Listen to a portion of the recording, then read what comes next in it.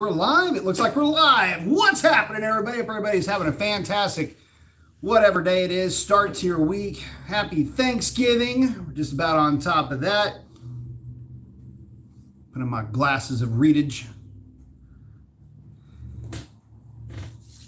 Wait till some of you guys come in. I'm going to grab some drinkage over into the Purple Powerade shelves we go. All right. I have everything here. I got enough keys over here, man. Look at this. How many sets of keys do you need? Good grief. Freaking Leavenworth. Michael Corleone is first in. Got the flex. I like it. Yagas is in. Anthony's in. All right, I think we got the drinks, we got the notepad, the remote to the AC so we don't melt in this November heat. Welcome to Texas. So anyway, big news from Dodge, Stellantis, Tim Kuniskis.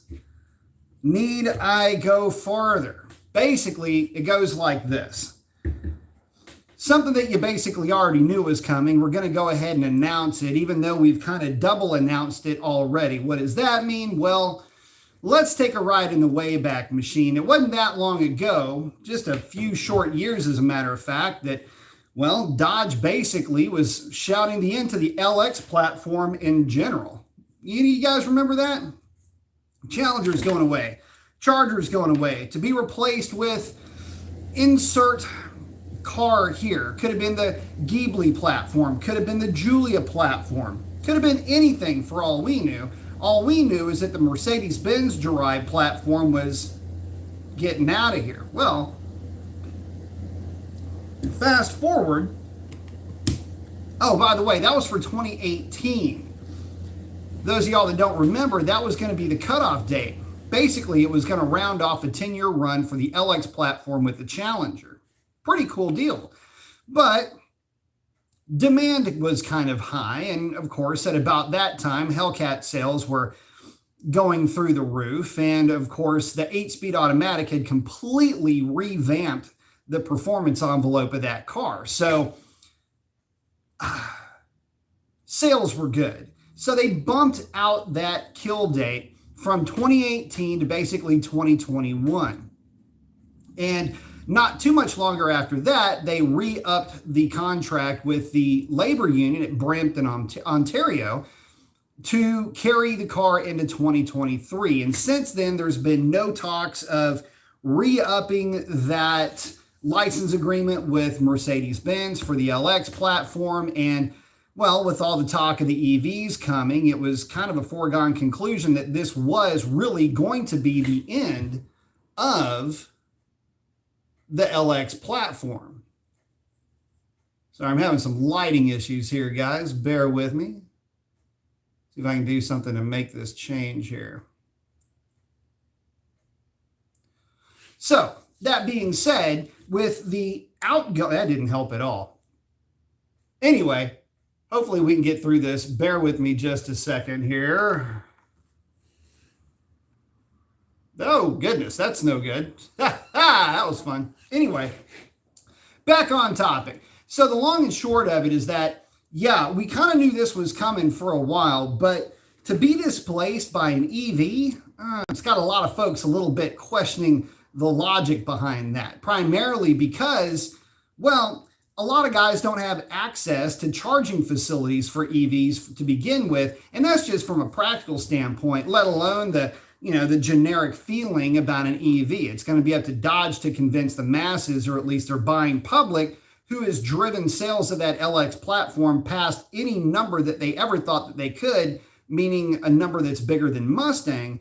Yeah, it's going to be up to them to get it in the heads of prospective and current owners of Dodge products that that's going to be a good idea. All the meanwhile, releasing the TRX in the process, a vehicle which, well, much to the chagrin of many, gets probably the worst fuel economy of anything that Dodge has ever made. So anyway, there's that to celebrate. But other big news that was coming out of Dodge revolved around something that looked a lot like a, well, how do you put it? It was something very, very, very exciting, I think was the exact quote. It leads a lot of people to speculate that it's going to be a new Viper derivative or something like that. Something to basically go toe-to-toe with the likes of Corvette. Here's my problem with that. As cool as that may sound, a lot of folks are left rather concerned. Does that mean that we're looking at a potential mid-engine variant of the Viper? Could it be? Maybe a mid-engine variant with hybridization. Could go pretty far. Maybe Corvette to the punch a little bit for that. I mean, that has been something that's been played around with a little bit, at least churning through the rumor mill for Corvette. Maybe Viper gets there beforehand. But what would they power it with? They're killing the Hellcat variants in 2023. Would that mean an all EV Viper? An E-Viper? I don't know. A lot of folks love their Tesla Plaids, but that means you got to have Tesla Plaid kind of money. And oh, by the way, let's rewind this for just a minute, because I don't want to get too far ahead of myself. See, the thing is what was said to be getting the axe, so to speak, was the Hellcat variant. Does that mean that the LX platform in general is going away? I don't know. It seems a little bit suspect, again, because the LX platform is having its way with the Mustang in terms of sales. And of course, the Camaro doesn't even come into the context of the conversation anymore. I mean, it used to be, yeah, the Camaro was a significant player, but now not so much. And one of the issues that comes with that is that it leaves you with a two-pony race. No pun intended, but apropos. See, the fact of the matter is that now you have a car that has one side of the bookshelf covered. That's your LX platform, your Charger and your Challenger.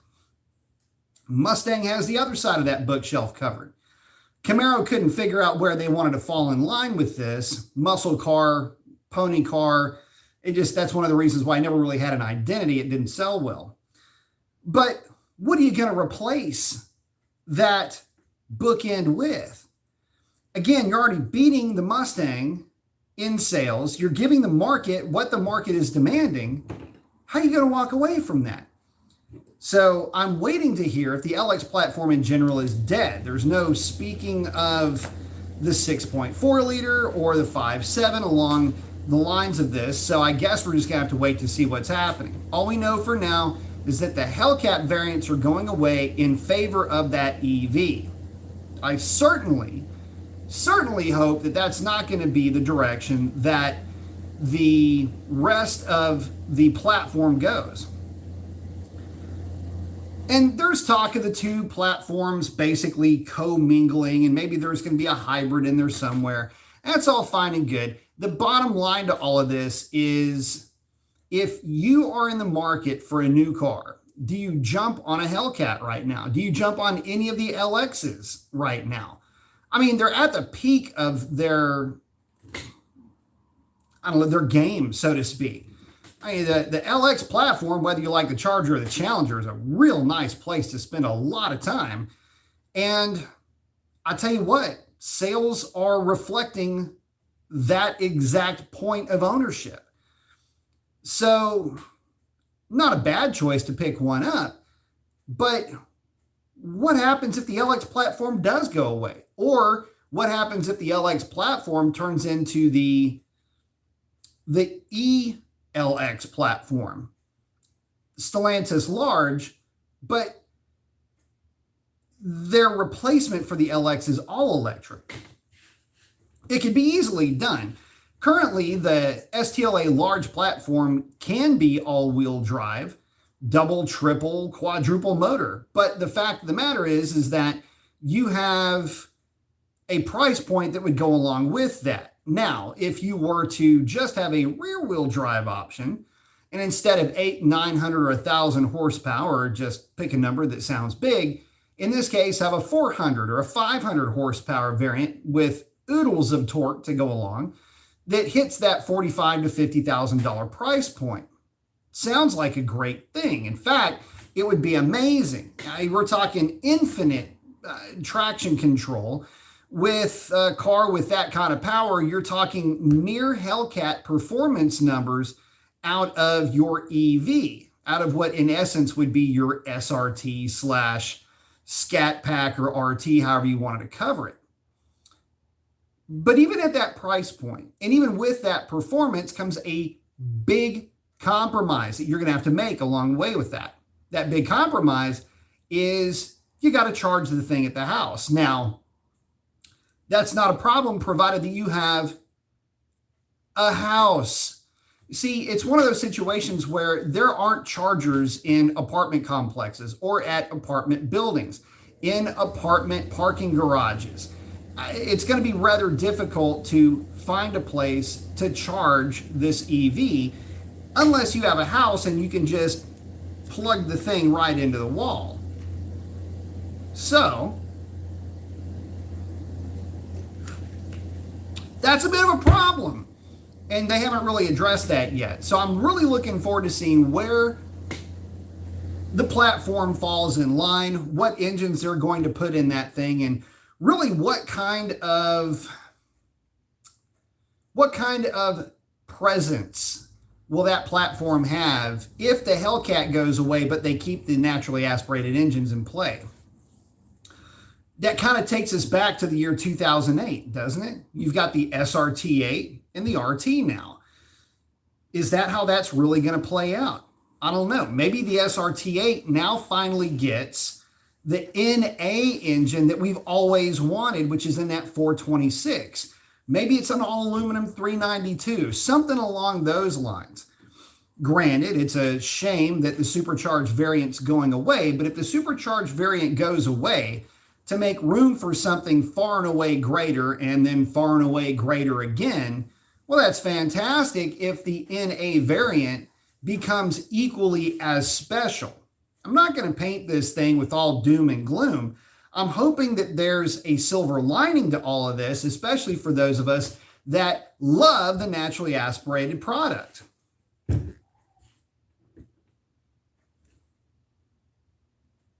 The fuck was that? Hold on.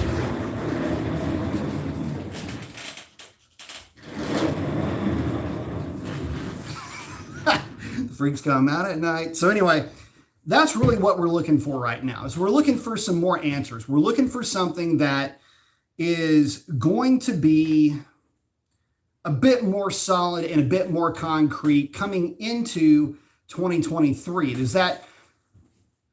that shutting down of the Hellcat program open up new avenues for the NA guys? Or does it signal the true end to the LX platform, and moving forward, all of those cars and, of course, all the market share that came along with it now gets repositioned? I don't know if the market's going to be too happy with that. Have to wait and see. Let me catch up with you guys real quick.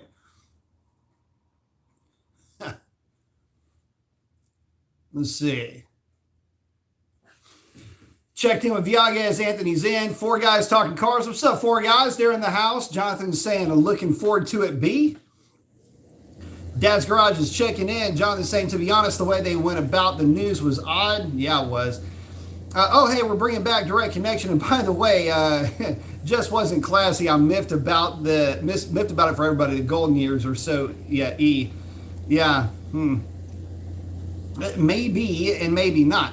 You know, like I was saying before, the golden years, electric, maybe. But again, it's a bit of a presumptuous statement and a bit of a presumptuous move in a lot of ways to throw cars out there that cost such big bank that all the rest of us are just left to sit and, what are we supposed to do? Just gawk over it? I don't know. And you got a lot of people that are doing pretty well for themselves that won't be able to afford that thing. So assuming the pricing is going to be as, I don't know, astronomical as the anticipation is at this stage. Kobe's saying Plaid Killer coming soon? Maybe. Gary's saying, what up, B? Got that arm flex. I like it. Oh, some Fryer guy saying the Camaro SS was always, the track car was always better than any Challenger, Charger, Mustang on the track. I don't know, man. Motorsports Ranch would like to have a word with you on that because that place is infested with Mustangs.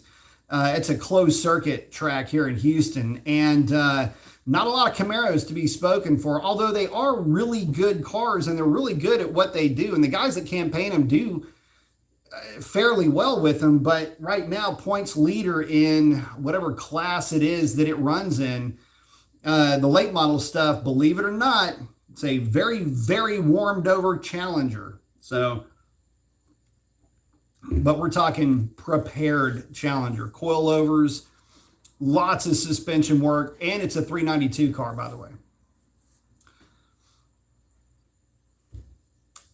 Chuck saying, what up, B? What up, Chuck? Eric saying, good evening, B. What's up, Eric?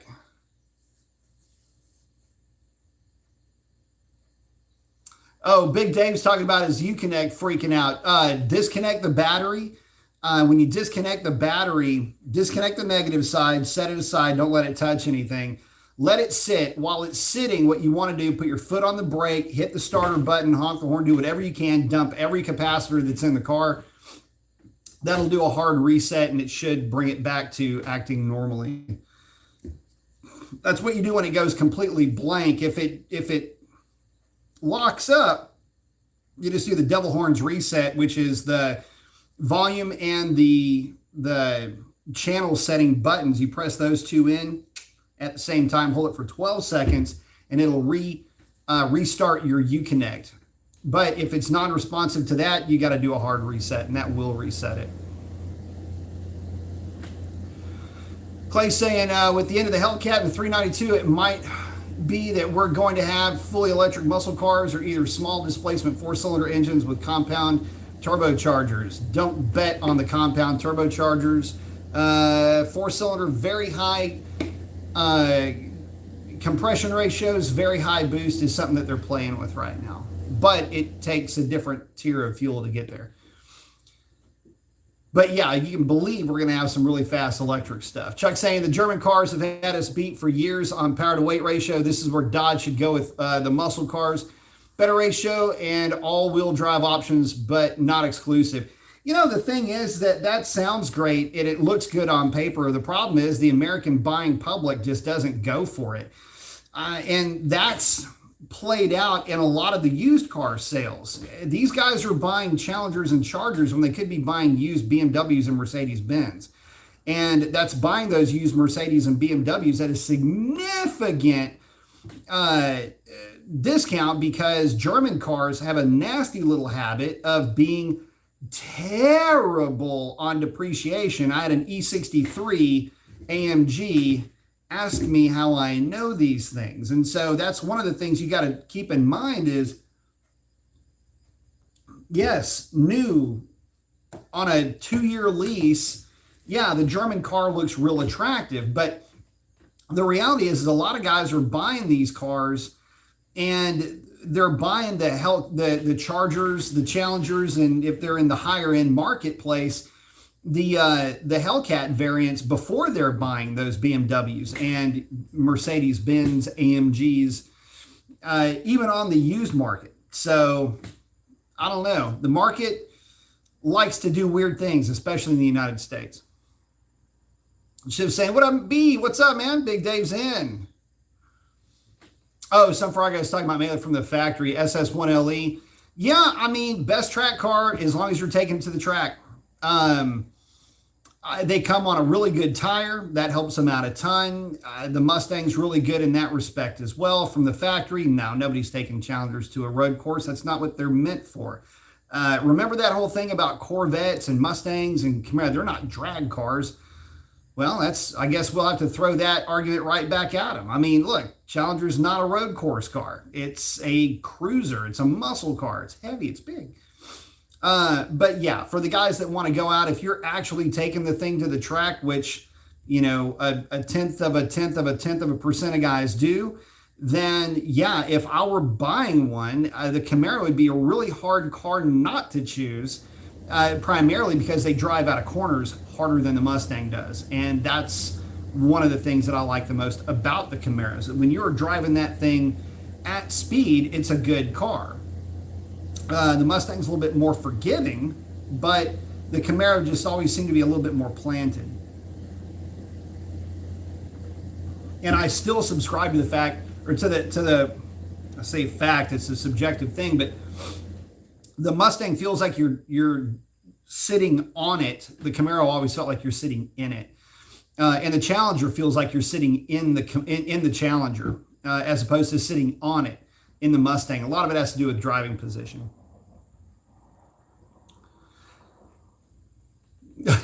John's saying the tooling for the Charger and Challenger has been paid for 3 times over. The engines have been in play for years on end. Aren't they cashing in on these vehicles? Yeah, they should be. I mean, and you're exactly right. I mean, this stuff has been paid for. The only thing that has been paid for is the licensing agreement.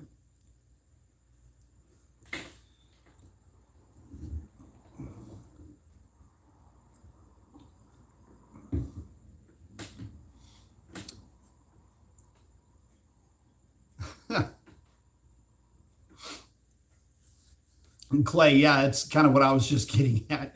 Mercedes, it is a Mercedes platform. They weren't behind the development, they were the development. My '09 E63 was functionally identical to a Charger. I had an M156 AMG that I loved, W211 car. Big Dave's hanging out with some Ferrari guy. Ken saying Viper for the track. Man, yeah, with a lot of prep, man. The Viper out of the box was, I'll put it to you like this. The Viper out of the box was not a bad car if you did the shim mod for the upper control arms, if you had an unlimited budget for tires and wanted something that was really good at legging out second and third gear courses, the Viper would be good. The problem was that the gearing for the Viper was not ideal with the 307, and the gears that they had in the transmission ratio were not very well suited for much of anything other than maybe Circuit of the Americas. I mean, it'd have to be a long track. So the trick with the Viper is to put 354 gears in it. That's the way the Gen 2s were. And that, along with the shim mod and a good tire, would completely change the complexion of that car on a closed circuit.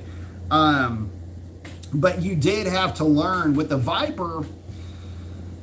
The one thing I had to learn with the Viper was I had to learn how to steer the car, and I had to learn how to pitch the car slightly,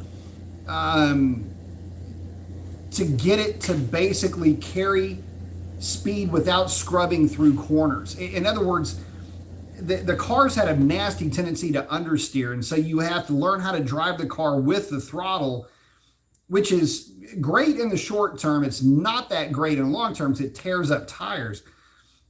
And so the idea with the car was to be able to get the car when you would not want to dive late into a corner. You had to start your braking earlier, set yourself up for your apex, and bomb the apex to where you could hammer the throttle coming out the other side.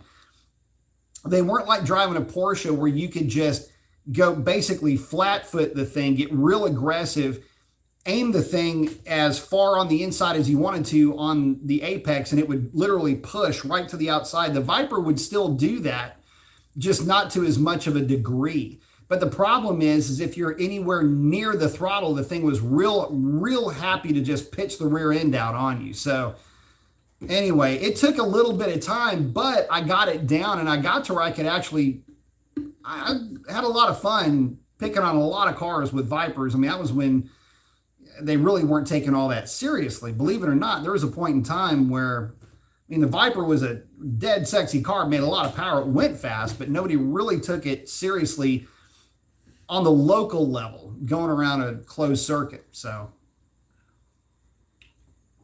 it took a few of us a lot of time to get to where we could drive the thing. And you got to remember, we're just doing this on a regular dude's budget. So X4 is in, got the arm flex. I like it.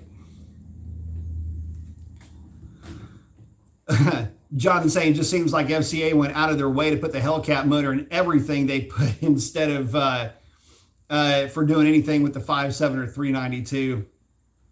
Yeah, I mean, that's been one of the issues that we've been looking at for a while with these guys, is that you just couldn't get anything for the NA crowd. It just wasn't there. But, you know, you don't have to spend any money on development costs if you already have the engine. And, you know, if it can hold a V8, it can hold a Hellcat V8. So, hey, there's that to consider. Chuck, thank you very much. Appreciate the contribution. Glad to be part of this channel community. Thank you, Chuck, buddy. I appreciate that, man. Glad to have you with us.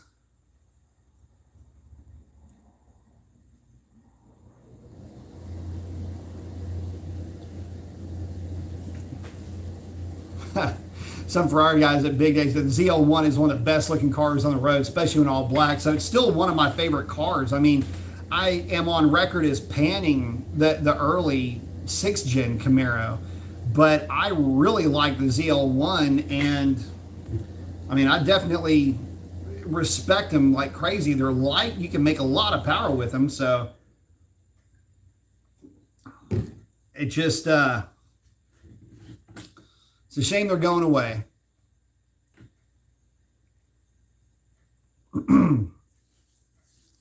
Chuck saying, I read a lot of chat about mixed reactions about the Challenger platform. My take on it's like, just like you said, a muscle car is a muscle car. I bought my Challenger for the retro look, for sure. A lot of people did. Clay's asking about the 99 Dodge Charger prototype. Yes, I did. It looked like an Intrepid. Looked like what you would think of a rear-wheel drive Intrepid to be. I think even that concept color was very similar to Hellraisin.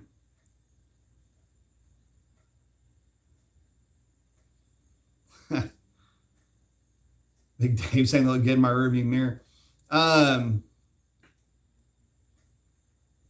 Roy's saying BMW used a lot of plastic parts, but new power steering pump on, and the new one was better made with steel. Very nice. ZL1 and 1LE is a stick car, and they're, like I say, they're a lot of fun to drive. Slash is saying hello, and Roy's saying I don't have the Beamer no longer. Yeah, I don't have the AMG any longer either, man. I tell you what, you talk about a fun car to drive. I used to love, it was awesome on long trips, and that's something that, it carries over into this platform. You have to remember that the LX platform was derived from cars that were designed to run 150 miles an hour on the Autobahn ad nauseum. Like, it would do 150 miles an hour on the Autobahn until you just got tired of going 150 miles an hour. They are extremely stable, and they do exactly what they were designed to do extremely well. So can't hate on them for that.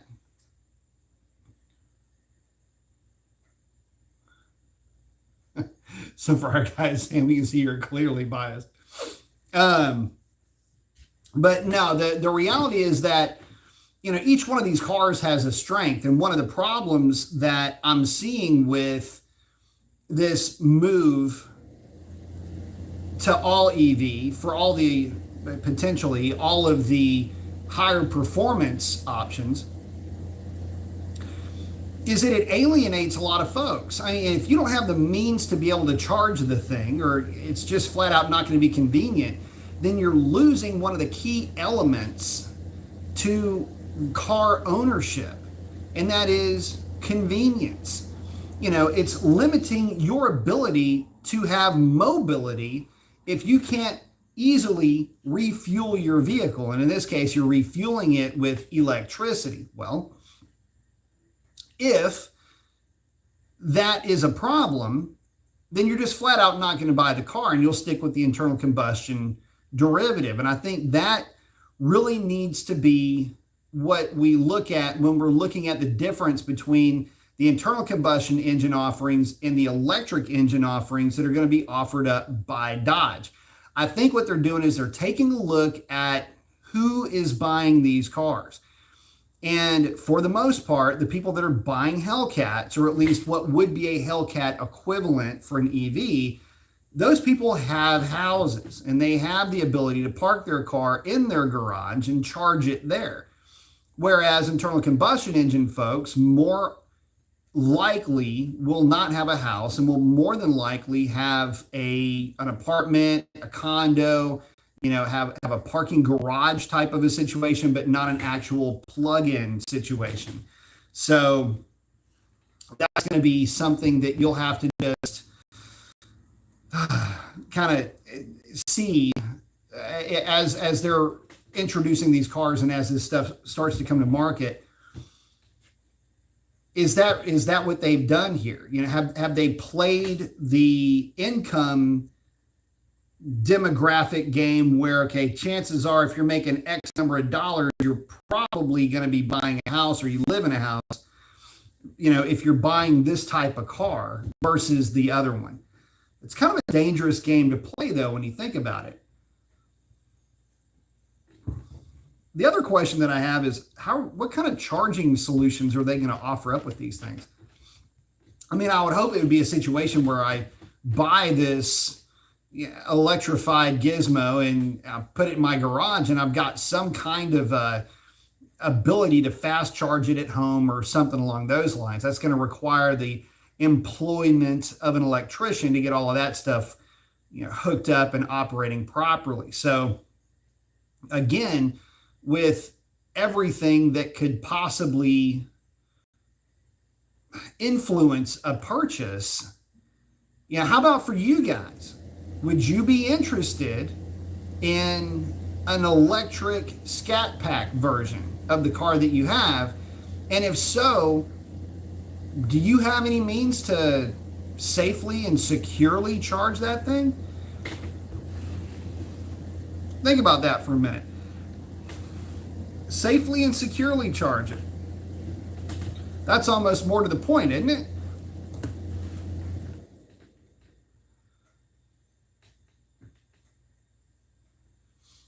Mig guys, thank you very much.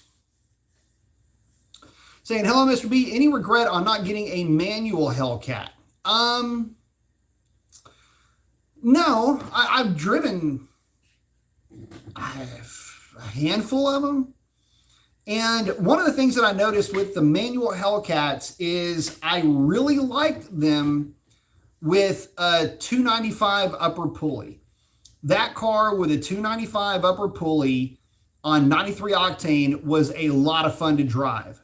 That car with a 295 upper pulley and an Innovators West 9% lower pulley was also a lot of fun to drive on E85. That was the only time, though, that I found that the car was a whole lot of fun to drive. And a lot of that had to do with that first gear ratio. But with the right setup, I really do like the manual cars. And I will say, there are times when I would really like to have a manual variant of a Hellcat. The only downside to that, or I should say the only caveat to that, is that the very first thing that I would do is put a 392 gear in it. And I know that that's not a big departure from a 370, but I would still do it anyway, because the first gear being a 228, 220, whatever it is way too long, in my opinion, for a car that weighs as much as the Challenger does. But aside from that, I like driving them. They're neat to drive, but I'll put it to you like this. If you don't know the story, working at the shop, there have only been a very few number of cars that I wish just would have stayed. You think that coming into this, that it's like you get to play with puppies all day, and it's really not like that. these cars, they all have their own histories, and some of them are more of a bear to work on than others. Some just fight you all the way through, and some are just really cool. And there are a number of cars, small number of cars, that I really wished I could have just taken home with me. And one of them was a 2014 Candy Stripe 392 manual car. And Candy Stripe meaning white with red stripes. And man, I don't know what it was about that car, but I absolutely loved that car. It wasn't any huge powerhouse. We put a Pro Charger. I'm thinking about Fox body stuff while I'm saying this, because it's the only car that I've ever driven that reminded me of a Fox body in any way, shape, or form. And the reason why it did is just because the car was lively. But we put a Pro Charger on it, D1 with I think it was a standard intercooler. And the car put down 535 to the rear wheels, baseline kind of low actually. Car baseline at 380 or 385, which is not uncommon for some of the earlier 392 cars. But I drove it before, did a load test, basically gave it just ran it to make sure that it was healthy, which is what I did with all the cars. You're not beating the hell out of them. You're just basically load testing everything. And then ran it with that Pro Charger, and man, both times I just loved the hell out of that car. So it's not that I don't like the 390 or the manual cars. It's just the Hellcat's a little bit different flavor. It needs more gear. But in contrast, the first gear for the smaller, the NA cars, smaller torque producing cars, I think is 268 or 297.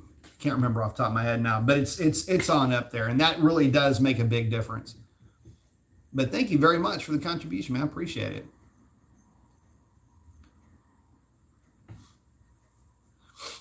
Clay's asking about the Crossfire SRT6. Yes. Crossfire SRT6 was basically, it was just it's that little Mercedes is all it was. Shift is asking if I ever worked on a transmission swap, 392 or Hellcat, like a Turbo 400. If so, what are your thoughts? Don't need it. Don't do it. You got to remember there's record-setting cars right now running the HP 90. So I will just kind of leave it at that. The swap 392 wise would be going to a Hellcat HP 90 transmission, which also involves a new drive shaft. The HP 90 is just a little bit longer. Like if you're going to do any swap, that's the swap you need to do. Turbo 400, unless you're building just an outright race car, is not necessary at all. And plus, you'll get into a situation where you will have there's a lot of nannies that you have to kind of overcome with that. You basically have to tell the computer that it's got a manual transmission to really get that to work properly. But I know there's guys that have done it. I personally have not, because I've advised against it.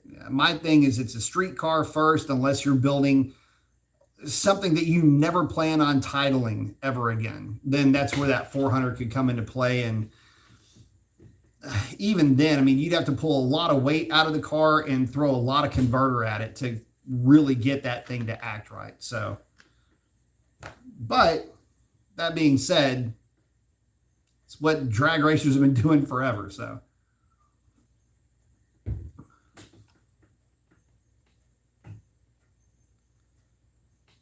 and again, thanks, Meg. Appreciate it.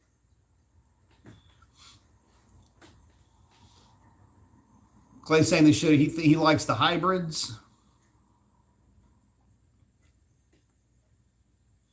Oh, Chuck's saying on the track, Autotrans is faster, but a manual is more fun on the street, in my opinion. When we are talking muscle cars, yeah, the muscle car stuff, that it can be more fun. You know, Foxy's a lot of fun with a manual transmission. One thing I will say is that if you have too much gear on the street, manual transmissions can get a little bit less fun because you're just constantly, rowing gears. But I don't know, Foxy's in a good place with 373s and, it not rowing it too much.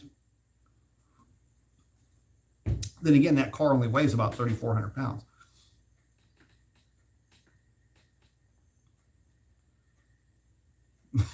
Jonathan saying electric scat pack, never.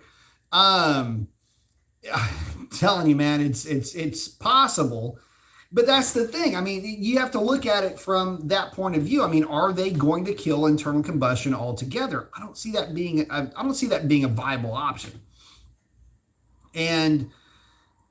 But if they were to make all muscle cars electric, it would be kind of weird. Would you even consider buying an electric scat pack? A lot of folks will say no. Clay saying that Ford Motor Company and GE, General Motors, General Electric, more like it, are all committing to all electric technology.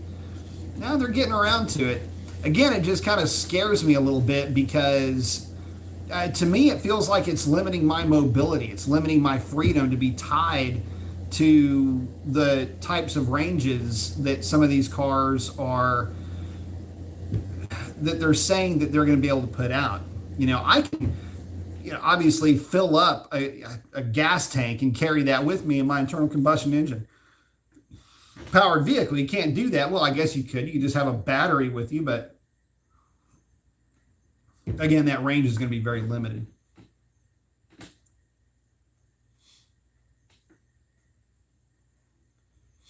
Oh, some Ferrari guys asking about the Whipple Swap GT500. There's a few of those, by the way, that are out there tearing it up, literally. There are, I should say, upgrades to that transmission now, and it involves really beefing up the clutch pack. The new C8 Corvette, I think that they pack more smaller clutch discs in there to help beef up what they can manage. So, it's coming around. I mean, it's going to. There's no way around that. The only thing only beef, if you want to call it that I have with that whole setup is,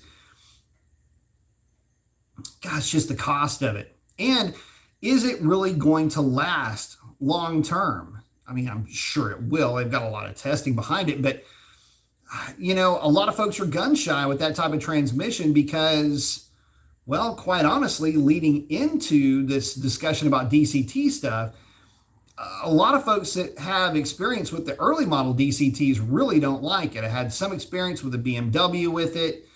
Other guys that have driven the higher end sports cars, Lambos, Ferraris, things like that early on didn't like them. They're getting a whole lot better, but they're not seamless yet, at least not seamless enough for some folks, although they're pretty close to it if you ask me nowadays. Whereas back in the days, they weren't. It was not uncommon for people to really get it's a learning curve, and it's an acquired taste. At least back then it was. But that being said, if you take it for what it's worth, it's a better transmission all the way around in terms of shifting and how fast they can shift and all of that. But is it durable enough? Can it take the beating? Can it take the heat, the heat cycles? I don't know. But so far, it's proven to be pretty good. And there are race variants of those transmissions that handle a lot of abuse. So, but those are also race variants. And they have budgets that are allowing for clutch packs to be swapped out, things like that. So, I don't know. But I'm stoked to see them making some progress with it. It's about time that somebody started giving the GT500 some press, if I'm being honest. And I don't mean that in a snarky kind of way. I really do want the GT500 to do well.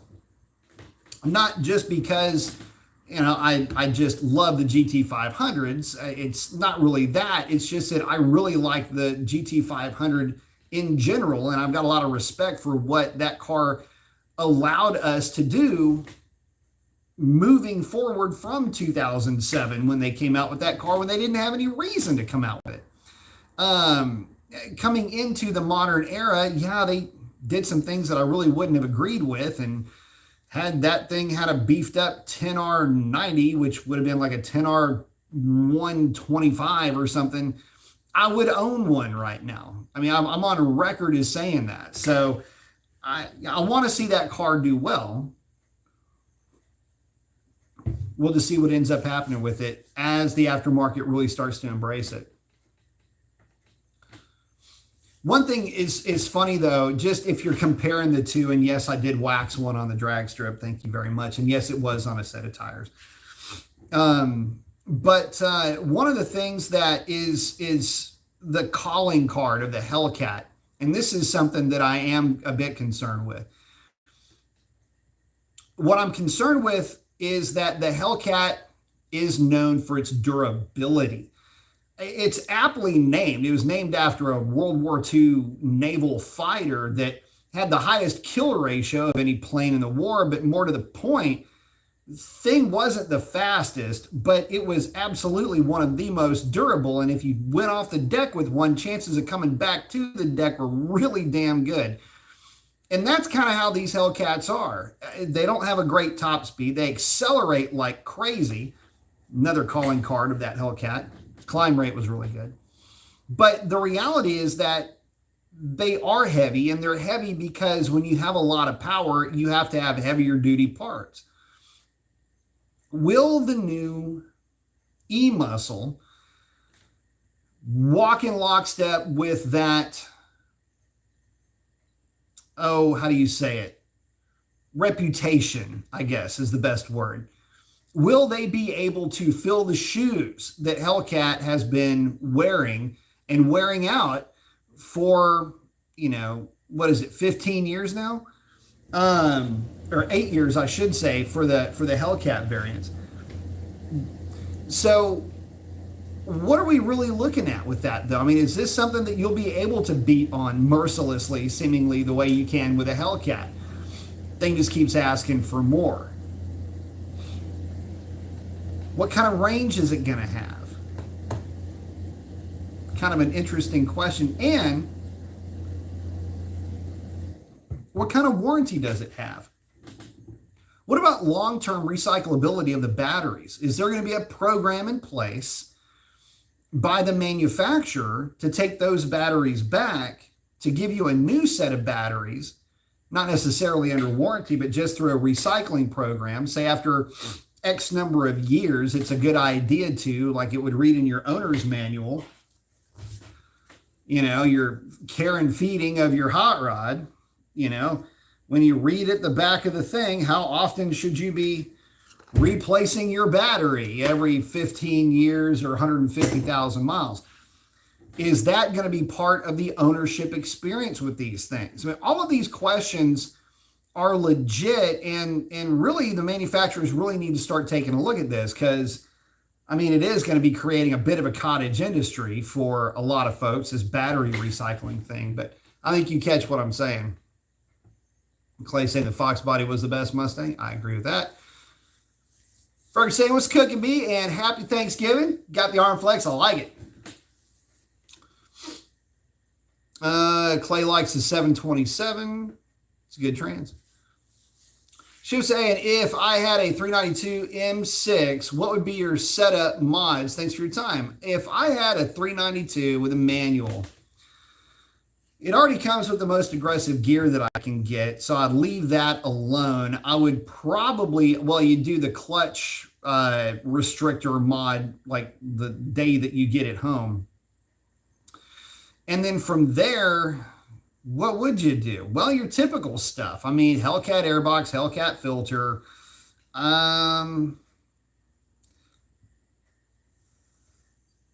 Probably a reso delete. And tune. Throw a little bit of timing at it. Throw some fuel at it. And maybe a set of BMR trailing arms. And some shorter rear sway bar end links, and that's about it. That's really all I would do to it. It's all you really would need to do to it. And you'd have yourself a car that would be plenty fun, plenty fast, and and a Barton shifter, because it almost goes without saying, but yes, they absolutely have to put a different shifter in. But it'd be a whole lot of fun. It'd be a blast to drive, and you know, I'd probably put 100 shot on it with a standalone fuel system. Four guys saying, I'm just having a hard time saying electric and muscle in the same sentence. You say electric is faster, but it's just not the same. You know, I tell you what, that, you know, it's true. I mean, this is where a lot of guys are going. See, the thing with electric is it's cool when it's a novelty. I remember a long time ago where guys were taking old beat up mini trucks, like an old Toyota, old Nissans, old Ford Courier pickups, something that had like a Brazilian miles on it, engine was toast. You would find some old hacked out electric forklift, and they would take the electric motor out of the forklift, the battery, the speed controller, and everything else for that motor, and they'd put it in these trucks. And basically, you would bolt the thing up with some kind of a coupler to the transmission, and you drive the thing around. It was the darndest thing. And you would see these things on like college campuses and stuff like that. It was just kind of a weird, cool little kitschy novelty thing that, I mean, it cruised down the highway at about 45, 50 miles an hour with no problem. I think some of the faster ones, if you had a really bigger, like a bigger motor or something, I didn't know enough about them at the time, but I think some of them do 65, 75 miles an hour. So, you know, at the time it's pretty neat, but, you know, the thing is that it's hard to get worked up over electric muscle when we don't have anything to compare it to. I mean, of course, okay, look, you've got the guy here in Texas that does the e-conversions. If you go online, e-conversions are getting more and more common. I don't want to say popular, because I think it's the wrong choice of words, but the e-stuff is getting more and more popular, for lack of a better way of putting it. And you've got this guy in Texas that does the conversions. He's got the Mustang, which is his business card is that car. But you've got some other ones. You've got the electric satellite. You've got other folks. I think MTOD is doing a swap on a couple of cars. They're doing the 57 Chevy swap, which they really could have done differently. I don't know why they went with that combination. It's not, like, way too low a power for that thing.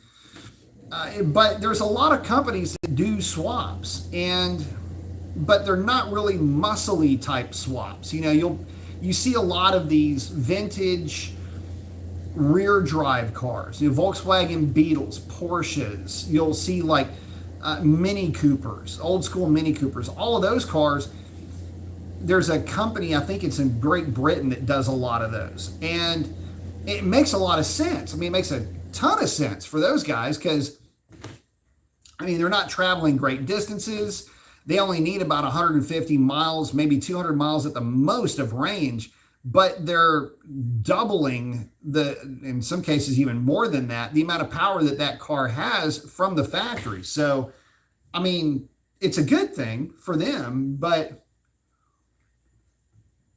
and there were some other cars, if you don't, if you get bored, and it should still be searchable, there's a guy that did an electric Shelby Cobra. It might have been a Superformance, as a matter of fact, but that thing was pretty nasty. Something like 300 horsepower, about 1,000 foot-pounds of torque. I mean, it's kind of an earlier effort, but I mean, you can see where this was going. There's a lot of folks that have been doing this for a while, and the electric drag racing was a thing. They were doing it in different ways too. So one of them was actually pretty unique idea. It was an electric motor powering a hydraulic press that was pressing hydraulic fluid through a turbine, basically.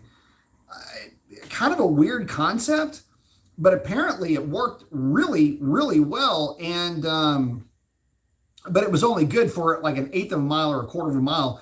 And then you'd have to reset the entire apparatus. I mean, you'd have to draw the thing back. And, anyway, long story short, you couldn't just drive the thing around in that configuration, but it was just, way outside of the box thinking on how to build an electric thing. And apparently it ran pretty good. So electric Ram dragster might be another one that you might want to Google, just to kind of give you a sense of, some of the nutty crap that I was looking at and researching years ago when the EV thing really started to kind of start to take its first deep breaths, if you will. So for you guys that don't know, yes, the shop is located very near Velocito, and it's a pretty nice night, and there's going to be some of that going on. We're supposed to get some rain over the next couple of days, so there might be some folks heading out to get some data logging accomplished. We'll just leave it at that.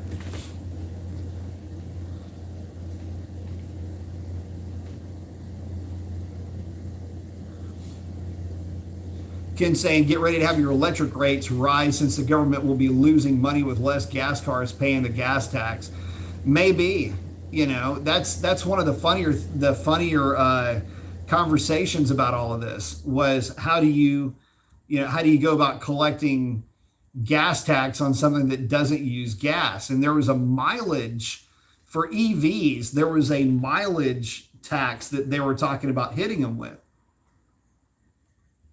As a matter of fact, it's what Australia was looking at. In fact, I think they're still looking at it because of this big push to put all these EVs on the road. Nobody thought about that. And then they did think about it. And they're going, oh, people are going to be buying EVs so they don't have to pay fuel tax. You're pushing it to be on the street. You're like creating this narrative that it's a big deal. Government subsidies for those cars on our end is pretty high. They don't exist over there. And so anyway, they're looking at a potential, I think it's $250 a year add-on to your registration. It's just like, what? Then they're talking about, well, we're going to do it by mileage. I'm like, great. I don't drive any of my cars. So my registration goes down a lot.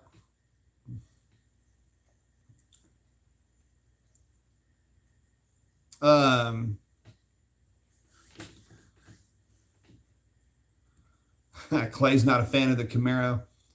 I don't know. I like the facelift cars. At first, I didn't like them because they looked terrible in the print that I was looking at, but in the jewel tones and any light color, so blue, red, white, especially the facelift cars, they look good. That Manta Ray look looks really good on that car. In fact, it's that car that actually got me to thinking about buying one at one point. 6'2" Heavy Power saying, Dr. Mason, hello. Hello, 6'2", saying, so I plan on switching from a 104 race gas to Q16, only at the track because it appears the 104 isn't enough octane for my boost level, 16 to 17 PSI. Oh yeah, it's plenty for that. Your thoughts on going Q16 or go E85? Go E85. Q is caustic as hell, man. I wouldn't run any of the methanol-based fuels. Stick with E85. And but 104 will handle 16 to 17, no problem. I mean, we're running 15 on a 285, and that's running 93 octane with a little bit of boosting. So although that's not ideal, it is doable. So just for whatever that's worth. But no, I wouldn't go Q. Like I say, that's just don't get it on your skin. That stuff is, we ran Q in a couple of the tunes. The one thing about Q16 is that you cannot overtime Q16 at that boost level. I think you would start to go, you will go past MBT, which is maximum brake torque timing. you'll go past that number on cue before you run into any detonation issues, which is great. Again, the only problem is that the stuff you're putting in the tank is not, it's not all that great. E85 is good. Stick with the 85. And of course, you can run whatever boost you want with the 85 and make all the power. It's easy to get and is not near as nasty. Somers checking in and saying, "What's up, B?" Ernesto, my man, what's up? Say what up, B? Ow! What do you think about a used Grand Cherokee SRT with high mileage, 60,000 miles plus? Good idea. They hold up to being abused and used, looking into getting one. Okay, so 60,000 miles for a car like that is not that big of a deal. And you do have to call it a car because a lot of people do use it as a daily. So I haven't seen anybody have any issues with them, but the first question I would ask is, what year is it? I would definitely want to see you get into one that's a 2017 and later. Also, when you get in the thing, check oil pressure at idle. Take a look at it once the thing is warmed up. Make sure that you're not like in the teens or anything like that. But you should be okay with that. Like I say, I'd like to see in a 2017 or 2018. Obviously, the later the better for that. And a lot of that has to do with the operating system. But no, it'd be a fun car to have, fun truck to have. Send me pics. But no, you should be in good shape. So I will say this. I only know of one 392. Let me think about this for a minute. Maybe two. I only know of two 392s that have failed in stock form. One of which failed because of a bad camshaft, the whole camshaft situation that you're very well aware of. I've only seen one fail because of that. The other one died under mysterious circumstances, but it was stock. And as a matter of fact, that is the intake that I ported, that I proved you could make power with a ported intake, as bad as that intake was. So, if it's got a good service history, it's one of those types of vehicles where I don't think you'd have any problems with it. I would hope not. I mean, like I say, there's a lot of those on the road that have had no issues. Oh, 17 plus? Yeah, go for it. You love it.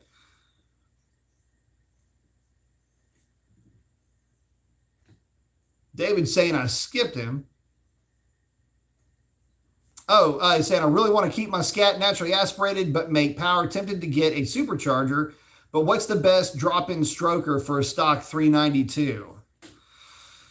The best drop-in stroker kit for a 392 would probably be, if it were my car, I'd just get a short block. I wouldn't worry about getting, taking everything to a machine shop, having don't. You can get a short block for about $5,000 and change through Arrington. Get the high compression short block, bolt all your stuff up to that, go with a 426, and you'll be kind of in the sweet spot. I really wouldn't go 440. I just haven't seen anybody have any more luck with a 440 than they have with a 426. With the 426, everything that you have will bolt right onto it. And for a cam choice, pick something middle of the road. 226 is a nice place to start for a street cam. Something a little bit racier would be, something in the low 230s, like a 230, 234, 236 type cam. Something with about 113, 114 degree lip separations, real easy to work with. You want something that hits hard. I can tell you that my Mastodon my Mammoth grind in a 426, rather this one's a 428 stroker, sounds disgustingly sick. But you've got to really want something that's going to hit hard to go with that cam. But in a stroker, that thing's going to make a ton of power. So it just depends on what you're going for. You know, if you want something that is power plus, go with a smaller grind. 226, 230 is a good setup for that car. If you're looking for something with a little bit more attitude, get up into the 230s. And if you really want to go hog wild, you can get into the 240s, but you really will start to sacrifice drivability big time at that point. You might end up getting sick of the car before you know it. So didn't even see you there. You popped in or something? How'd that work?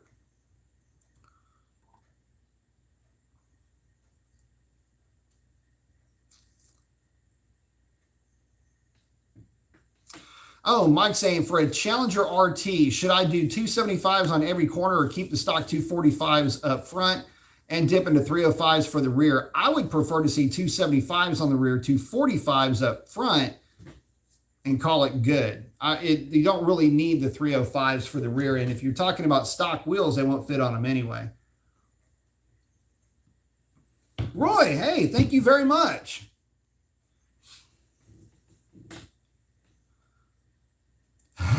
Saying I would buy a scat pack if they made it like my DeWalt drill so I can change batteries out quick. No kidding, right? You know, and that brings up a really good point, Roy. I mean, think of it like this. Are we going to get to that point where we can have a battery exchange, where you have a deal where you take one battery out, put another battery in? I mean, I know that the battery packs are integral to the structure of that car. I mean, I understand how that all goes together, but you know, why can't you make it like that? You know, I'm sure there's something to do with connectors connecting the right way and arcing and all of that. But, you know, the reality is that, you know, it would be pretty cool if you could, if nothing else. You know, you go somewhere and just swap battery packs. But thank you very much, man. I appreciate that. Some are saying scat pack, that's where it's at. Roy's talking about the EV car. Yep. Multiple Mopars. My man, what's up, brother? Saying I'm just over here waiting for the electrics to put out the first 7-second production car that I can charge in the pits.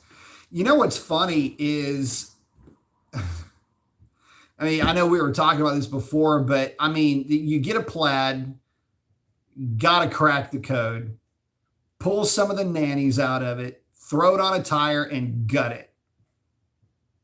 How deep into the eights would that thing go? I mean, just the way it sits, without getting stupid with it. Only play with torque management. Figure out a way to pull a few hundred pounds out of it just because you're there, if it would even make a difference. That'd be pretty sweet. Clay, thank you very much. I appreciate that. Appreciate the contribution to the cause. Sorry, I call it Zap Pack. Roy's wanting to keep his gas scat. I like it. Skinny, Sovereign saying skinny and fat. Actually, it looks really good. In fact, the 275s on the rear on the stock tire, or on the stock rims, that tire on those rims paired with the 245s, it'll make you look twice. You won't really notice it, but it looks pretty good. It's probably my favorite setup for those cars. You know, Anthony's saying they already do the battery swaps in China. Interesting. Roy's saying you do it with your gas grill. Very true. New tank. Mopar saying we're going to find out. For sure. I mean, you know, so I'm in love with the idea of never having to buy gasoline again. The only downside to all of this is that, you know, you lose the familiarity of the gasoline engine, and I don't plan on getting rid of my Hellcat for one, but man, it'd be kind of nice not to have to go to the gas station, but I mean, it's not that big of a deal, is it? I mean, really, and when you start talking about range anxiety and things like that, talk to anybody that's running E85 in a car right now. You want to talk about range anxiety and not necessarily being able to get your hands on the fuel of choice. That's the other thing. You absolutely have to go through the, E85 finder to make a trip manageable, let's just say, when you were talking about that stuff. So yeah, there's always that that little inconvenience to consider. Speaking of which, different types of fuels and the like. So we're all well aware that direct connection's coming back. And for some of us that have been looking at these potential packages that they're going to be introducing, any of you guys notice that one of the packages, the stage 2, the pulleyed package, was using that Hellraiser pulley? Literally just got through watching one of those disintegrate not that long ago. Names withheld. Not that it was anybody's fault. It's just, these things do happen. So the Hellraiser pulley disintegrates, and so that's a warranty problem already. But the other thing is, aside from every nanny under the sun, I mean, this thing is going to be a freaking rolling Mary Poppins. What about the fuel that they're going to use for this proposed 100 horsepower, but also the stage 3 setup that they're going to run? I wonder if that's going to be an E85 only bit of kit. I don't know, but it's one of those things that you just look at and you go, I'm kind of in the business and I don't quite get it. That's kind of where I'm at with all of that. But I mean, look, I'm a big dummy too, so they are probably doing something that I'm just not aware of at all, but that's going to be a toughie. I mean, it's going to be cool, and like Mr. Kaniska said, you keep your warranty intact. That's a hell of a warranty, and that's a whole lot of power, and you're asking me to be real responsible with a fuel that, well, doesn't always match up to what it's called. Talking about E85 here, guys.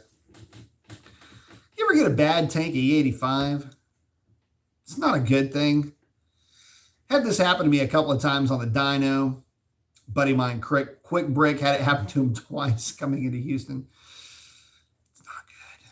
It's a bad thing. So anyway, if that's going to be the case, does that mean we're going to get flex fuel technology? That would be cool. Oh, but we can wish.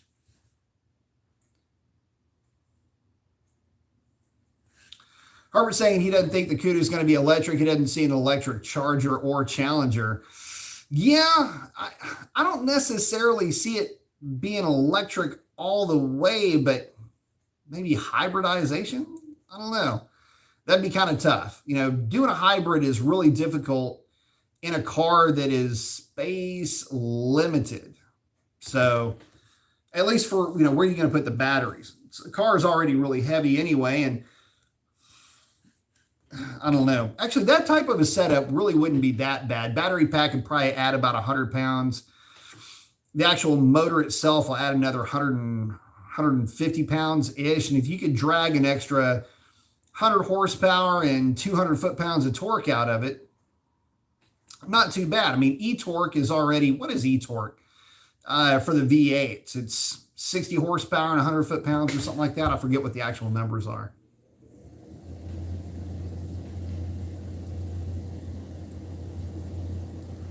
Chuck's saying, smash the like button. Yeah, hit that like button, y'all. Clay's saying the Chrysler Cuda is going to be good. Well, maybe, hopefully. You just don't really know what it's going to be yet. Daniel. I love it. Going through the 4 stages of grief: denial, anger, bargaining, depression, and acceptance. Where are you at?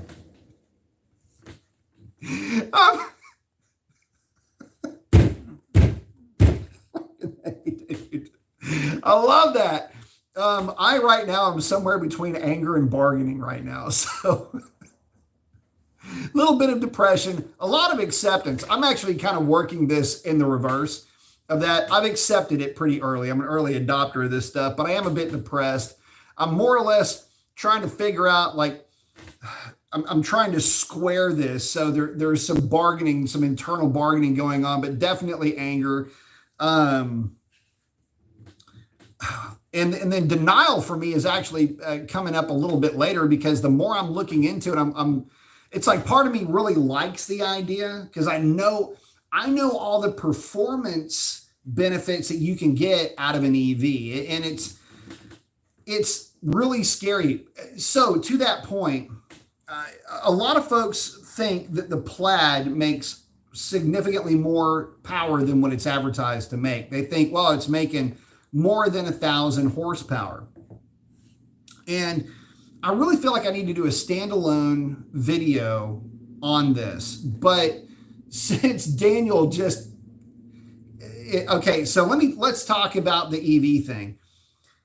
Electric motors are a weird thing as power plants go. They are they're not intuitive at all if you're used to internal combustion engines. Internal combustion engines need RPM to make power. Even a diesel needs RPM to make some amount of power. There's a certain amount of slip that you have to have. It doesn't just begin to make power right now, whereas an electric motor does. I'm going to bring in a visual prop. Hold, please. Go back to this thing. This is an SC8E. That is a Castle Creations 2650. And it's a baby pinion on this thing, because I'm trying to limit the speed of this thing to only around, say, 65 or 70 miles an hour. So I run actually with this pinion, it might only do about 55 or 60. And the thing is the higher I load that motor, the more power it will make, the more amp draw it will have. And so if I go from this little pinion drive right here, if I go from that size to a larger size, in other words, numerically higher gear, which will make the thing go faster, it will actually accelerate considerably harder as well. It's because the amp draw is significantly higher. And to put things into perspective, this little motor, which is, I mean, I've got kind of big hands, but I mean, they're not huge. Look, this is a 3-finger motor right here, right? This motor will draw, with the right battery pack, if I allow it to, 4,500 watts. If I throw the wood at it, 5,000 with 6-cell LiPo. On 4S, it'll draw about 3,700 watts. A long story short, this little guy, this itty bitty thing right here, will make the equivalent of about 4 horsepower under load, under acceleration. Now that drops off pretty rapidly once the rig gets to a certain speed and to a certain load level. But what you have to understand is that that's how electric motors work. They make the power on almost inversely to what you would expect. And it's counterintuitive, because it makes power now. All of its power is made literally right now. So there's no waiting for it. The only limiting factor to the acceleration rate of an electric motor is the coefficient of friction that the tires give you and the surface that you're on. That's it. So you can literally accelerate at the exact coefficient of friction of the tire and the surface that you're running on, which makes them accelerate incredibly fast. It's one of the reasons why the Tesla Plaid, guys put sticky tires on it thinking it's going to go faster, and it doesn't. The reason why it doesn't is because it's got torque limiters that are built into it, and it knows what the coefficient of friction is for that tire. If it reaches a certain maximum, it just hangs on the maximum because it doesn't know any different coefficient of friction. It's where tuners come in and make that problem go away. But at any rate, that's one of the key limiting factors is just tires and traction. The other thing that you can do with it is the reaction time. Corner to corner is instant. You start registering a certain amount of slip, you just dial power back ever so slightly to that one wheel. You do whatever you want to do. You can literally make the thing do whatever you want it to do with an electric setup. And it's instant torque. So anyway, getting back to the point I was making. Not only, I mean, yeah, the Tesla's making that amount of torque, rather horsepower, but it's also making that amount of torque whenever it demands it. And so, yeah, the thing is heavy, but when you've got torque like that, it really doesn't, it negates a lot of that weight, as we've seen. Chuck's saying, there are only a few E85 stations in my entire state of Vermont. I know, that sucks. Mopar saying, brother, you are not kidding. I get nervous about 120-mile round trips in the black Hellcats. For sure, I know, right? And that's the thing. I mean, at some point, to get to the kind of power level that the EVs are at, you do have to entertain alternative fuels. And that's just how it is. There's no other way around it. And, it sucks because, we can't get high test at the pump. It's going to be E85. There were at least some manufacturers that were trying to figure out how to get and squeeze even more efficiency out of a 4-cylinder. And what they were looking, or 3-cylinder actually in this case, and what they were looking at was, instead of larger displacement, running significantly higher boost numbers and significantly higher compression numbers. We're talking compression numbers in the 15-to-1 range, boost figures around 15 to 18 PSI. And you can do that with direct and port injection. There's a lot of tricks that you can do to make that work, but a lot of it is circling around, you guessed it, fuel quality. So if you had access to 95 or 97 octane, you could actually significantly increase the efficiency of these engines, and it would be pretty easy to do. I mean, the technology's been around since there was an engine. So there's that. It's just you got to have the right fuel, or it doesn't work that way. But yeah, I mean, we're talking really beefy engines to be able to manage that kind of compression and work with those types of fuels.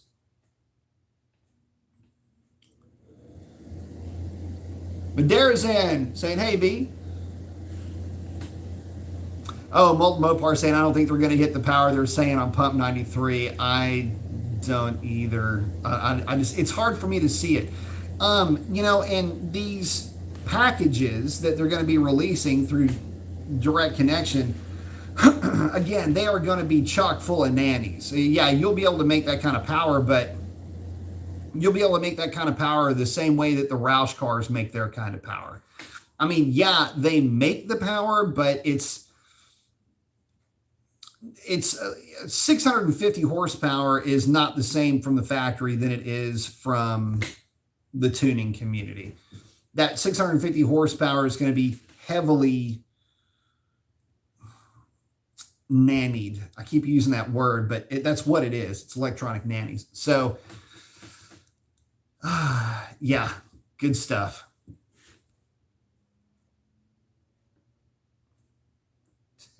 Sovereign saying, losing the boom boom and the vroom vrooms, soon to be replaced with electric zoom zoom. True that. Lose the V8 sound makes my smile go upside down. A lot of guys feel that way. But they're saying he thinks going full electric, you lose a lot of the romance of hearing the song of the internal combustion engine.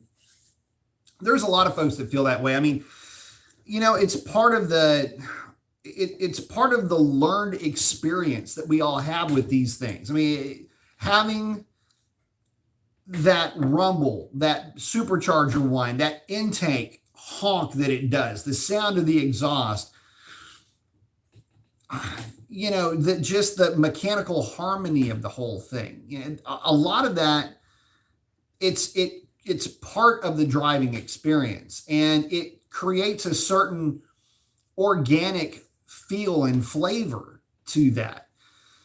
There's something to be said for knowing how the contraption works. I'll give you a perfect example of this. You want to talk about being intimately involved in how and what is going on underneath the hood of your car. I just ordered a 1-inch 4-hole spacer for Sierra. I'm going to try that as opposed to the open spacer that I've got on that carburetor. And mainly it's to try to richen it up at wide open throttle. It's got a little bit of a problem with the open spacer being able to achieve an air fuel ratio that I'm going to be kind of happy with. I just don't like running an iron-headed engine at leaner air fuel ratios. I want it to be a little bit richer. So without resorting to rejetting the carburetor, this is something I'm going to try to do, and it should pick up some torque along the way. Well, all of that, there is a cost to it, but it's not very much, and all things being considered. And you stay involved with it, and I'm going to do this stuff to the engine, and I'm going to turn it on, and it's going to go, and it's going to make all the cool noises.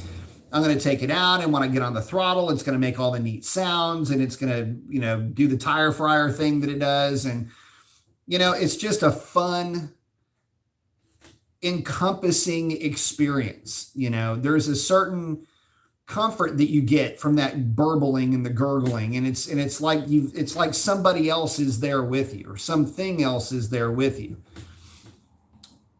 You don't get that with the electric stuff, at least not yet. And but again, I have to say this in all fairness, we don't have anything to compare these cars to. We all have a lifetime of experience. This is really where I'm trying to go with this. We have a lifetime of learned experience with internal combustion engines. We know what to listen for. We know what sounds good. We go, that sounds terrible. We know what that is, but that's a shared experience. You get none of that with the EV. And about the best you can hope for is to have an acute sense of understanding what the sound of traction sounds like, with the whirring of the thing as it goes and accelerates. I'm not saying that that's a bad thing. I'm just saying that that's a thing, and it's going to be a thing that a lot of us are going to become aware of. But, the white noise of the internal combustion engine as it rumbles down the road, that's what I'm going to miss. I don't want it to be too quiet. And you say, well, that's what the radio is for. Not really. Sometimes when I'm driving, when I go for a drive, I forget that I even have a radio in the car. I'm listening to the car, that white noise, that soothing white noise in the background is what I'm looking for, because I'm not paying attention to even that, but I know that it's there. It's subliminally, it's there. I remember when I was a little kid, going for a ride in the car was an event. You would know the sound. Like, yeah, it's the sound. It's about to get cool. That was the thing. I mean, that was part of the excitement of it. I'm not saying that it's the power itself of the EVs is a spectacle. Make no mistake. I understand that completely, but again, it's a learned understanding of what power is to now sound like. Chuck, thank you very much. Saying EV versus combustion, soulless versus theater. Your choice, but to me it's weird. I guess Cowboys on Horses chatted about Henry Ford. So yeah, so Henry Ford had a quote, if you asked anybody that had a horse, what would they want other than a horse, they would just say a faster horse.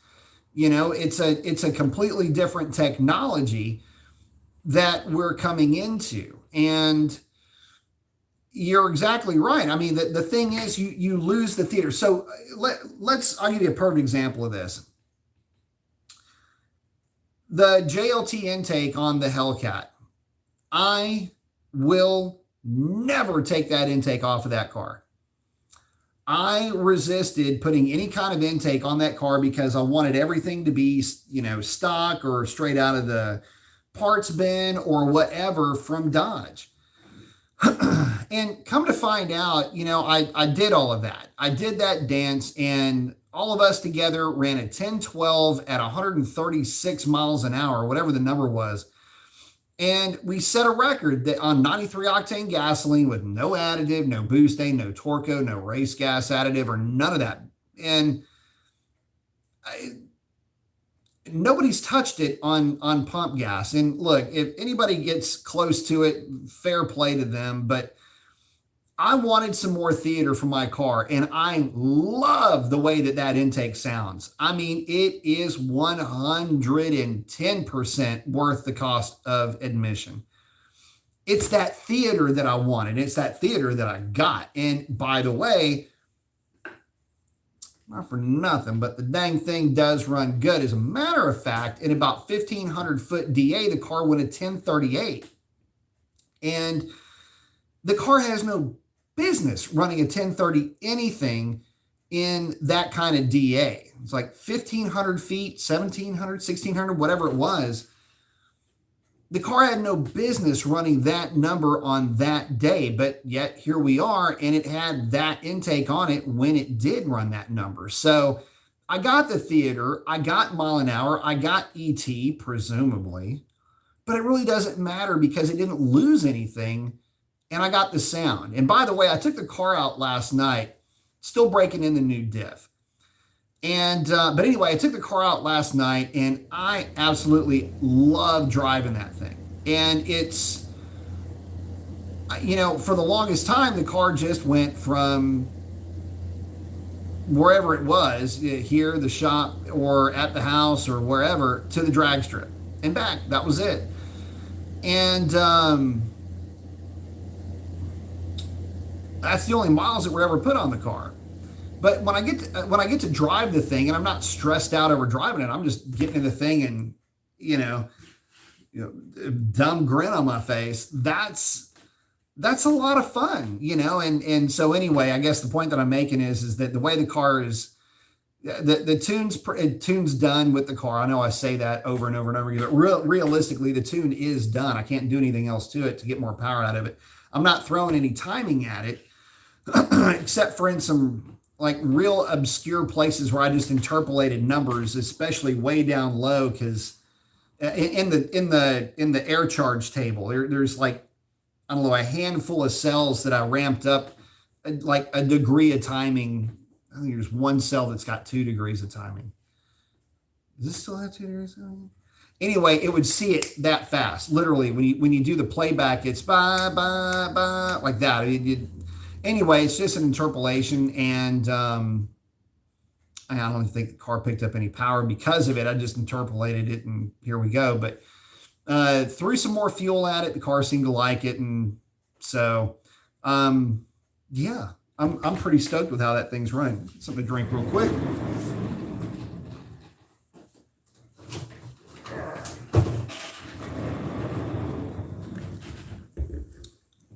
But yeah, I say all of that to put this into perspective. Would it be any more fun as an EV? I'm talking about going around your ass to get your elbow. I don't know that it would be any more fun if it were an EV. I don't think that it would. Second to that point, the car, the way that it sits now, you tip into the throttle, it can be in third gear. It just, lights the tires up. Is the EV going to be able to do that? Well, it could, but it's probably not. It's probably going to have all these coefficient of friction nannies working for it, to where it's just not going to be as happy. Maybe, speculating here, but it's tough to beat the Hellcat platform at that game. And that's, I guess, the fun factor, the comfort factor, the theater factor, all of that together. I mean, the car already doesn't hook on the street. Is this EV going to be that much better? Well, yeah, it will be, especially if it's all-wheel drive and it has the ongoing party trick of being able to accelerate at that coefficient of friction. Well, then it's just a matter of how many motors do you have, how much battery do you have, and how fast do you want to go. It's going to be scary.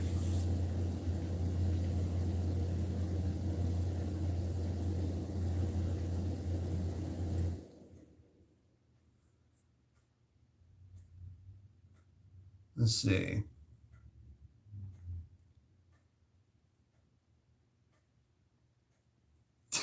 Sovereign saying that RC car must eat lipos for lunch. You know, it's funny you say that. This is a 4-cell that I've had for a while. All of these are pretty much the same. They're all made overseas. And anyway, this is one that has been around for a while. It's a 6,600 milliamp. Is it really? I doubt it very seriously. It's probably just, all of these cells that are about this big are usually 4,500, 5,000 max. 60C, maybe, I doubt it. It's probably more like a 25C. But anyway, the other one, I don't have the other batteries here. Anyway, yeah, it can cook through batteries pretty quickly. No doubt about it. If I'm beating on it, or if I've got one of the bigger pinions on it, yeah, it'll burn through those things. Bigger pinion, I'll get about maybe 7 minutes. Smaller pinions, I'll get maybe double that. 4 guys saying, love the RC car, been running brushless in those since early 2000s. Great example. Yeah, these are no longer made. Well, they are, but they're not. It's Team Associated made these at one point. This has got a lot of hot rodded parts on it, but yeah, Team Associated, this is basically a truggy chassis with buggy arms, was the gist of what these things were. Came with a 1515 series 2200 kV motors. All of them, I think, had Mambas. Oh, no, they didn't. They had the lower grade Castle stuff on them. Anyway, this one is pretty well hot rodded. Hobbyco CS170 servo, one of the best servos on the market, underrated as hell. This thing has been a trooper now for probably 10 years. Thing is a monster. But anyway, yeah, it's balanced. I mean, I've done a lot to this. This was I converted this from being off-road to on-road, and it's more of a, I had it set up as an 8-scale drifter. And so it's pretty creepy. It's back in the day, it was a lot of fun. It still is. I have a lot of fun with them.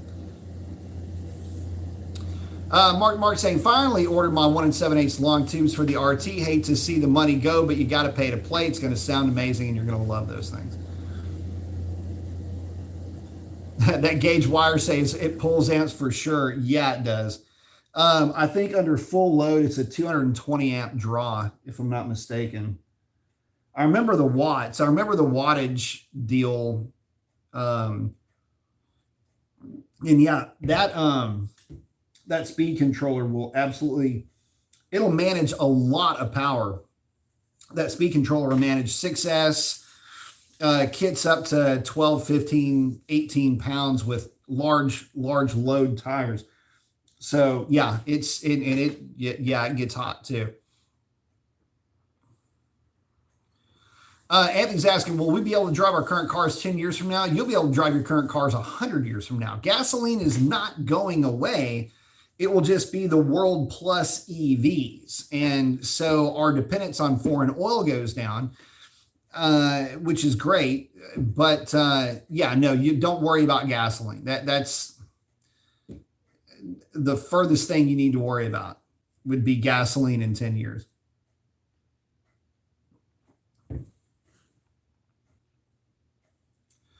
Chuck's asking, why are there more 85 stations in some states than others? If they were here, I would have already converted.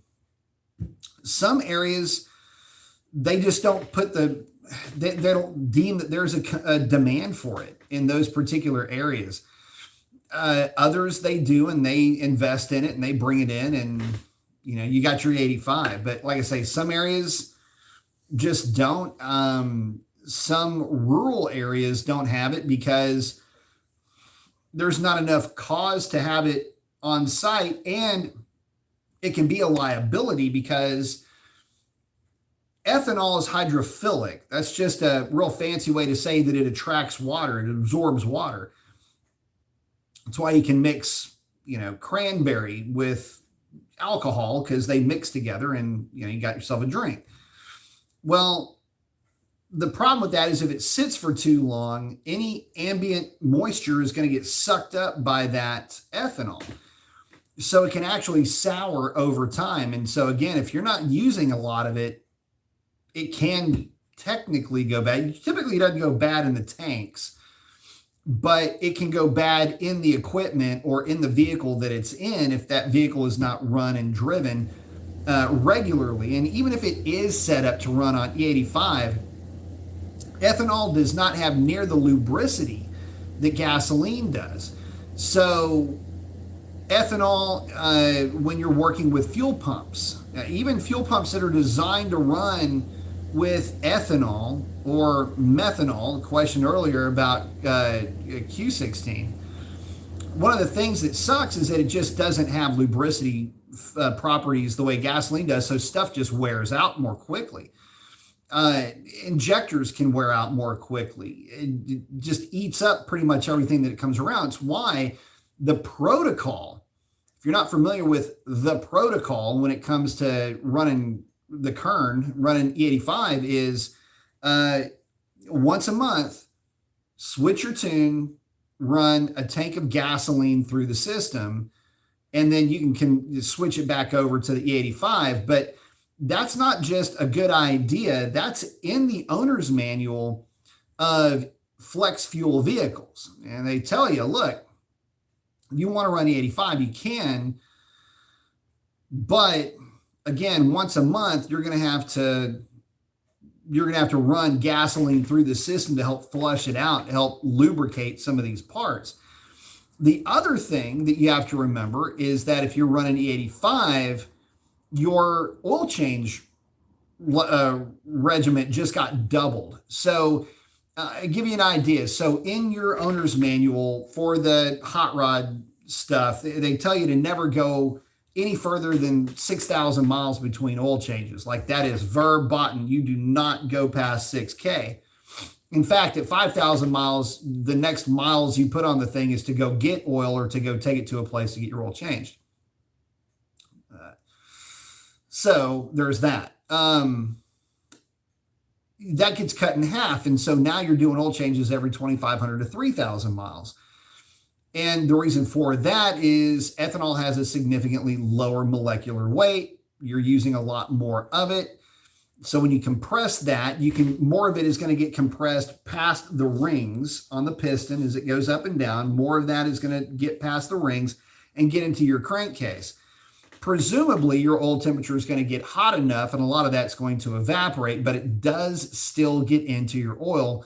Not a good thing. And so because of that, you've got to, again, change your oil more often with those combinations.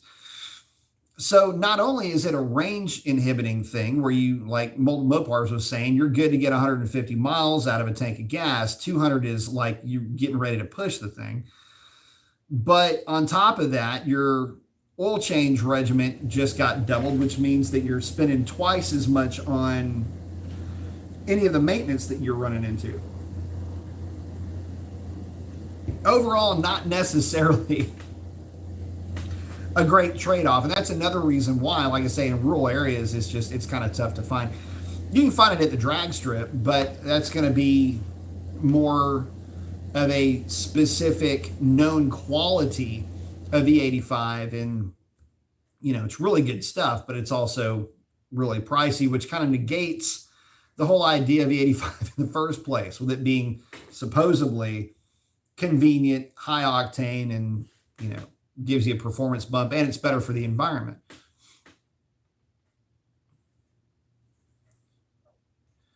Chuck saying he let his Cirrus run out. He only listens to his Challenger. I understand that. I don't even have it in mind. But they're saying V8 versus vacuum cleaner. He'll always stick with the V8. I like it.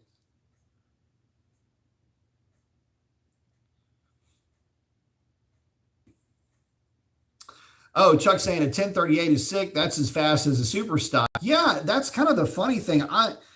I'm more, this is going to sound weird, guys, but I will admit to this. I am more proud of that car going 1038 in those conditions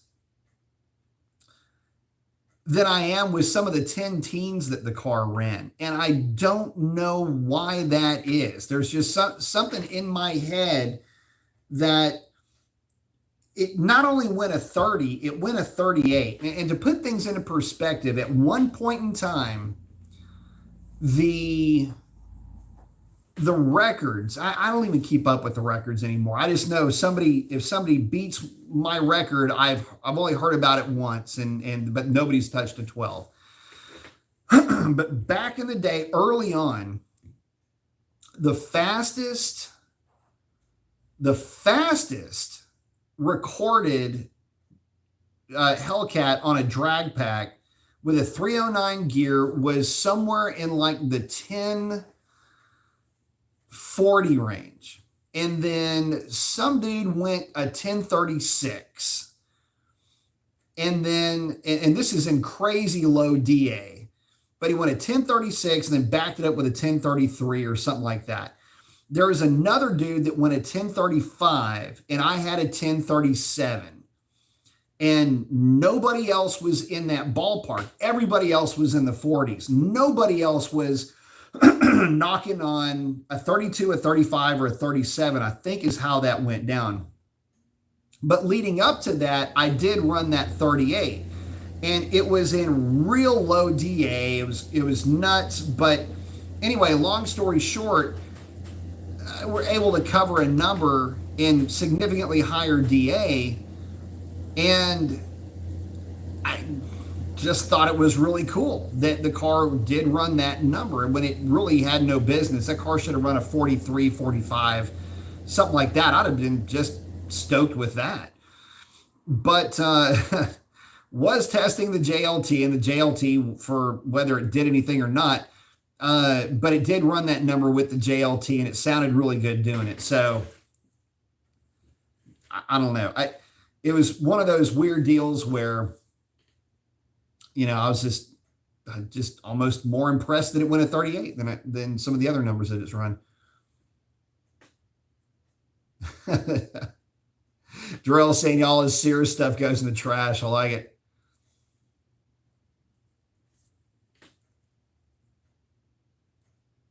Oh, Chuck saying it depends on what your end goal is. If you're interested strictly in ET, or do you want the theater? I had way more fun driving a Super Bee than the Tesla. Chuck saying absolutely, in caller ID block as well. Yeah, no, it really does depend on what you're looking for. And to be honest with you guys, at some point, fast enough is fast enough. I mean, look, I get it. We all want faster. We all want bigger, better, whatever. But the reality is that at some point, you're outside of the range of what tire technology will allow you to get away with on the street, because let's face it, these are street cars, which, by the way, raises another question. These are street cars, right? How much faster do you have to go on the street? How much faster can you go on the street? My car, just like you guys, I mean, you'll go from zero to jail really, really quickly with these things. What kind of what kind of new experience am I going to get out of something that is a 9-second car, like a legit 940, 930 car? Well, tire technology doesn't allow you to do much with that on the street, not to mention the fact that by the time the thing gets fun, by the time it gets hooked up, you're going 140, 130 miles an hour minimum. Mine, the way it's set up, is great for high load testing up to about 140. And it gets there really quickly, all things considered.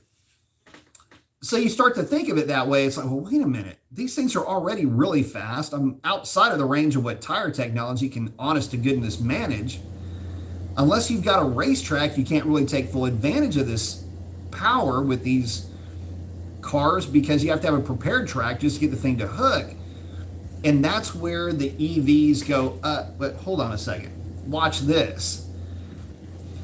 Remember that it will accelerate to the coefficient of friction that you're running the tire, or the tire that you're running on the car. Let's not forget that the Plaid will run 920s on the street. Doesn't have to have a prepared drag strip. But you're doing 150 miles an hour at the top of that run. I mean, I get it. It gets there really quickly. You're kind of in and out before anybody knows, but I mean, damn, that's fast. So anyway, I just don't know what the limit is anymore. We've blown way past the limitations of what any of us thought would be possible years ago. But again, we were thinking about this from the point of view of an internal combustion engine. Now, with these EVs, yeah, there's going to be some range anxiety, and yeah, there's going to be some questionable financial decisions being made, whether you can afford one of these things or not. But which leads me to another point. Okay, so we talked about, okay, internal combustion, maybe that stays around for the NA guys, naturally aspirated guys. Think about this for a minute.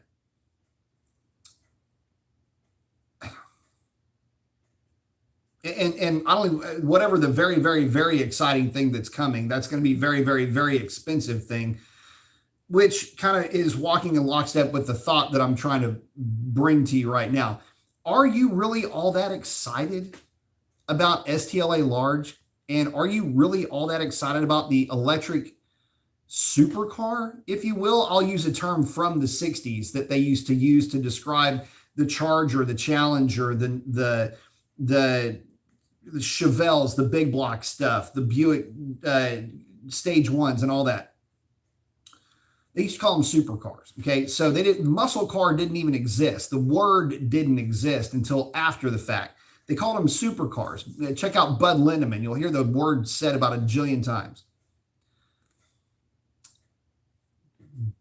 So, do you get that excited? Like if I tell you, hey, the new Lamborghini Calzone is coming out. Does that do anything for you? Are you excited about that? I mean, I guess it looks good on a calendar. I mean, I got a calendar here that's got all kinds of different supercars on them. I don't know which one it is. I mean, there's a ZR1. It's a real cool looking car on my calendar over here. It doesn't do all, I mean, it's cool looking. I'd be kind of excited about that, but only because it seems relatable. See, the problem that I have is that the EV, it stops being relatable to me from a price perspective. I mean, yeah, it's neat to see the thing do what it does, and it does what it does really well. But it's not a decathlete.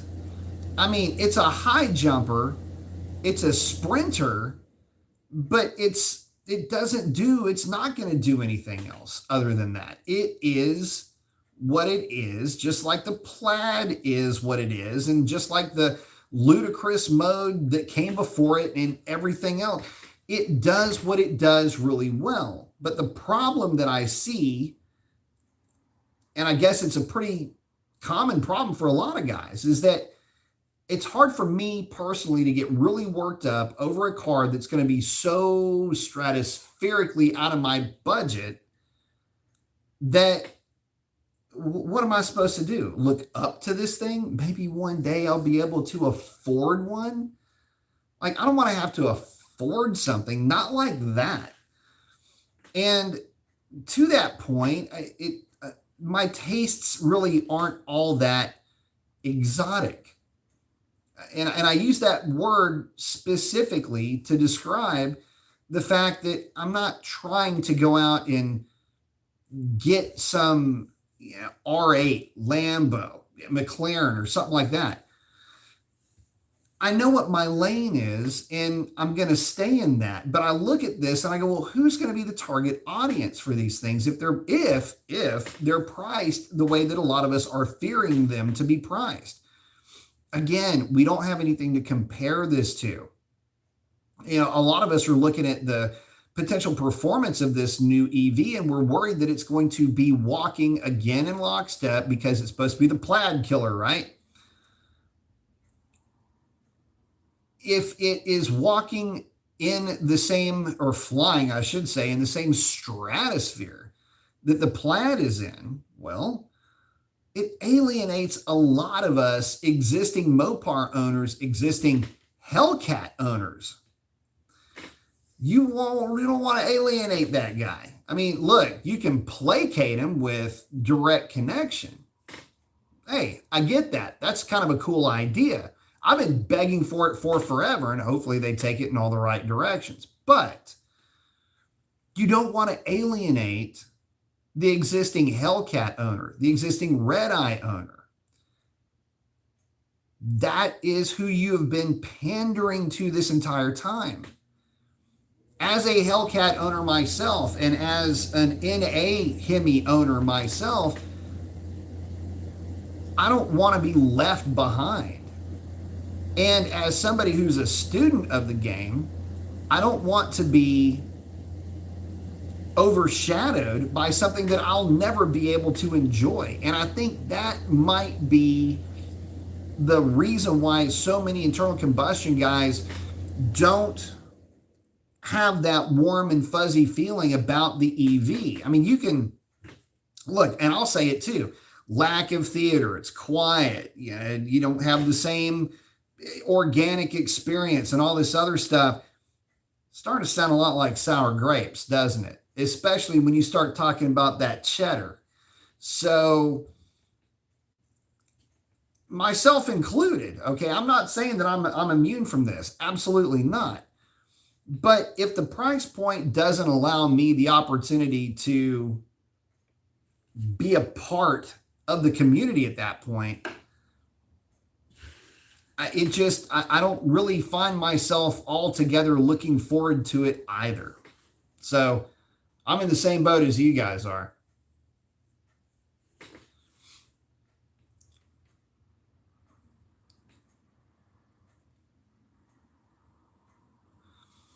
Oh, Sovereign saying only issues the more electrics in 10 years mean gas demand is down and price per gallon goes up. Well, supply and demand would argue with that because the supply would still be there. The demand would go down, which would mean that demand goes down for it, price is going to go down. Presumably. Shiv saying, can I buy a spare HP tuner ECU? I want to keep my OEM 100% stock.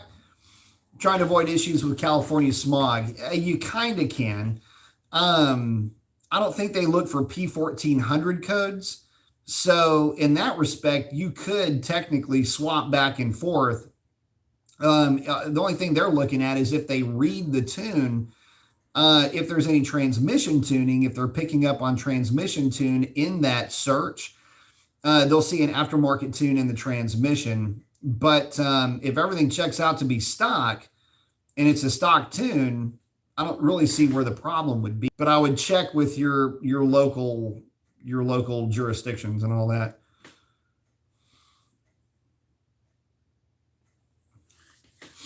Oh, Roy's saying he's got a 2014 F-150 5-liter using regular gas all of its life. It can run 85 in it, but I'm scared to run a tank through it. Gas mileage is now only 17.2, probably dropped down to 15 or more.